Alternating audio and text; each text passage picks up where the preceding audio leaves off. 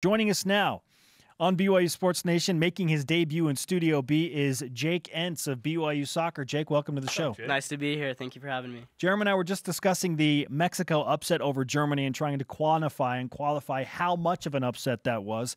I compared it to BYU beating Oklahoma in 2009 because I feel like it was a neutral site, obviously, but pro-Germany crowd, being that they're in Russia. Mexico. No, it was pro-Mexico. It was like 80-20. There was a lot of Mexican fans. Tony Miola said he thought it was 80-20 Mexico. What? There was a lot it's a of Mexican home fans, game in Russia. A Mexican home game in Russia? There was a lot of Mexican fans. No, yeah. It was like it was LS. Or do fans just hate Germany, and so they all root against Germany? I don't know.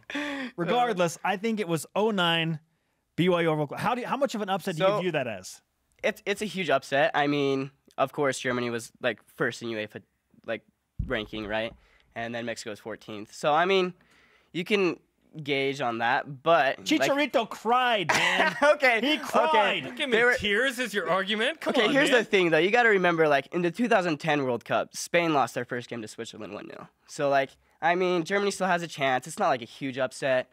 I mean, of course, Mexico, they're crying, they're cheering, but they're not going to go far. I mean, you don't think Mexico will make it out of the pool? They'll make it out of the pool. Okay, yeah. They're not going to go far. Gotcha. They're not going to go far. Now, Argentina-Iceland, to me, that was a big deal because Iceland's 330,000, first World Cup game. They tie Argentina. Messi misses a PK. I thought that was a big deal as well. It's a big deal. I mean, but Iceland's making a big show. I mean, they've won the Euro, they're the dark horse, you know? Mm-hmm. They are showing themselves. I mean... They're the sentimental favorite. They're the sentiment... I mean, everybody likes cheering for them. If you like guys that cry, you're going to like Iceland because they're the skull, the emotion, the clapping. The clapping, yeah. It's awesome, man. The Vikings. Their keeper is like a film production specialist for his full-time job. And some of these guys, the head coach, like a part-time truck driver or dentist or something. You know, it's crazy. Yeah. What's that show on... Nat Geo as an ice truck driver. Ice truckers. In Iceland. Didn't I see that guy in Ice Truckers?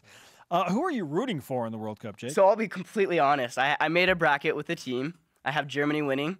But it's not like I'm cheering for them. I just picked them because they have the most depth.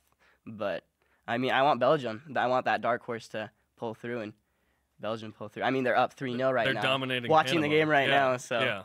Also talking to you. Oh yeah. Okay, so who do you have as the best player in the world? There's always this debate between Messi and Ronaldo, right? Oh. Ronaldo's first game against Spain was incredible. That hat trick had me shook. You know, right now I would say Cristiano.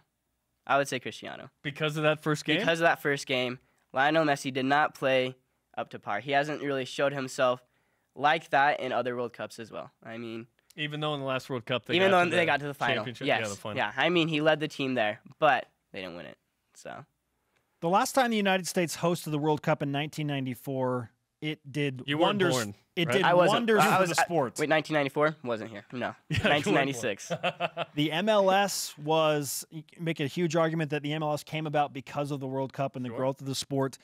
The United States, Mexico, and Canada get it in 2026. What do you anticipate it will do for growth of the game in the United States when they host in 2026 and the build up to that? It's huge. I was watching a couple things about it, and I don't know. Do you know Pedro Vasconcelos? Oh yeah. Yes. Oh, okay. Yeah. He's Pedro. He's a very controversial person about that. He posted a lot of things on Facebook. Doesn't like it at all.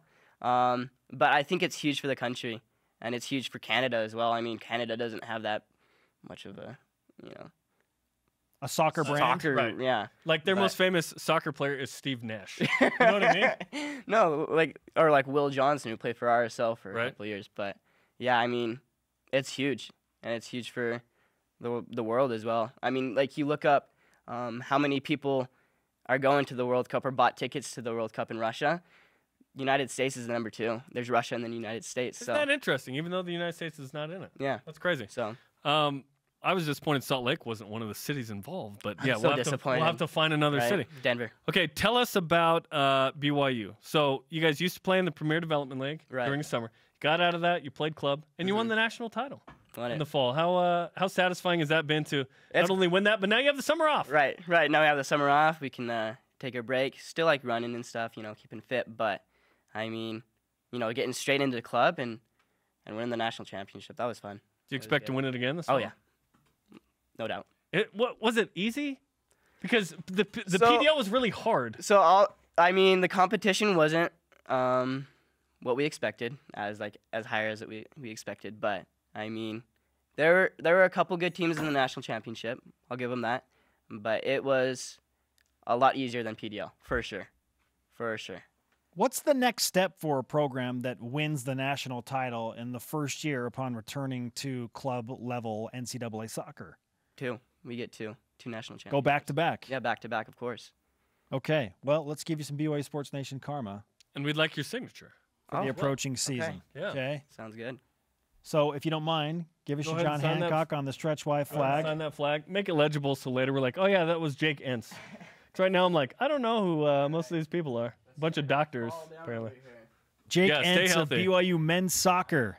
The Cougars going for back-to-back national championships at the club level. It's always good to win.